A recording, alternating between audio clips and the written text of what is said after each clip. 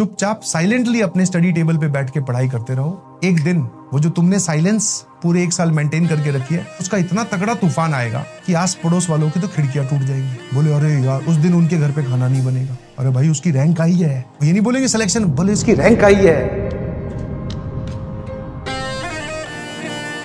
बाकी सब लोग अपने हॉलीडेज में, ये जो सैटरडे संडे ऑफ होता है, इसको इतने प्यार से यूटिलाइज नहीं करते हैं। तो अगर तुम इसको ढंग से यूटिलाइज कर गए तो तुम बहुत सारी जनता से तो वैसे ही आगे हो। मेरे ख्याल से मेरी बात का मतलब समझ गए होंगे। ये बात अंधेरे में रहकर इसलिए बोल रहा हूँ क्योंकि ये बात मैं सिर्फ कुछ सेगमेंट ऑफ द स्टूडेंट्स को बोल रहा हूँ। कंपटीशन आपका एक्चुअल में नंबर्स में ज्यादा आपको जरूर दिखाई दे रहा होगा। आपने ये बात जरूर सुनी होगी कि 14 लाख बच्चे प्रिपरेशन कर रहे हैं, 14 लाख बच्चों ने इस बार पेपर दिया जेईई मेंस का। आपका जो भी दोस्त है वो प्रिपरेशन कर रहा है। कंपटीशन नंबर में जरूर बढ़ा है, बट अगर आप एक्चुअल इन डेप्थ जाओगे, रियल कंपटीशन, तो वो ज्यादा है ही नहीं। आपका उस मेन दिन बाकी लोग तो मतलब बोलते हैं ना, खोखले लोग होंगे जिनसे आपकी भिड़ंत होगी, कुछ ही सॉलिड लोग होंगे जिनसे आपको फाइट करनी है, जिनसे आपको लड़ाई करनी है। ऐसा वर्ड मैं क्यों यूज कर रहा हूं? बिकॉज हर कोई इस प्रिपरेशन को झेल नहीं सकता, हर कोई इस प्रिपरेशन में अपने आप को झोंक नहीं सकता। बहुत सारे लोगों के बहाने बनने स्टार्ट हो गए हैं, बहुत सारे लोगों के कारण बीच में आने स्टार्ट हो गए हैं। कुछ को स्कूल परेशान कर रहा है, कुछ को घर वाले परेशान कर रहे हैं, कुछ को डिस्ट्रैक्शन ने घेर लिया है। इसका मतलब सब जनता हट रही है। जो बैठे भी हैं अभी भी, मान लो कंप्यूटर के आगे भी, और सिर्फ नोट्स बना रहे हैं, प्रैक्टिस नहीं कर रहे हैं, तो उनका भी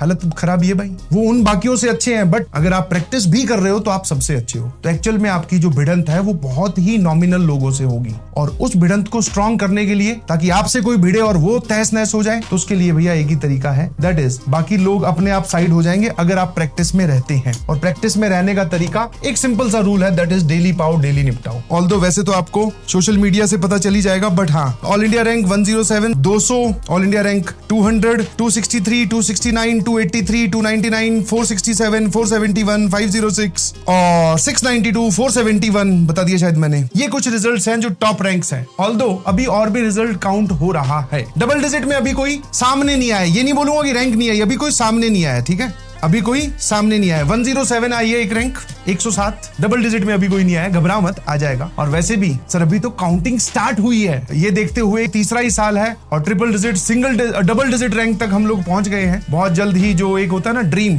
वैसे पीडब्ल्यू का वो ड्रीम, अब मैं बोलूंगा कि नहीं है तो कुछ बुरा मान जाएंगे, मैं बोलूंगा है तो तुम लोग बुरा मान जाओगे। अच्छी बात है, रैंक अच्छी आनी चाहिए, सबको अच्छी लगती है, बट ऐसा नहीं है कि हाँ भाई रैंक 1 के पीछे ही भाग रहे हैं। बच्चों का एक कनेक्ट करने का एक ही माध्यम है, दैट इज इंस्टाग्राम। बच्चों ने इंस्टाग्राम पे बहुत सारे मैसेज करने स्टार्ट किए, मैंने भी स्टोरी वगैरह लगाई, पोस्ट डाली कि भाई साहब जिसका रिजल्ट आ गया है शेयर करो यार, बताओ। तो एक बच्ची का मैसेज आया, ध्यान सुनना, उस बच्ची का मैसेज आया, उसने अपना रिजल्ट का जो स्क्रीनशॉट होता है वो भेजा। मैंने उसकी रिजल्ट देखा, उसकी रैंक आई थी 9016, 9016। वो देखा, मैंने उस चैट को ऊपर की तरफ स्क्रॉल किया तो उससे पिछला मैसेज, मतलब ये जो मैसेज था उसने 25 अप्रैल को भेजा, इससे पिछला मैसेज जो है ना 14 जून को आया हुआ था 2023 कि सर ध्यान सुनना, and this is very important. और उसमें पता है क्या लिखा हुआ था? सर क्लास के क्वेश्चन तो हो जाते हैं लेकिन मॉड्यूल और डीपीपी के क्वेश्चन करने में प्रॉब्लम आती है। Can you feel this difference?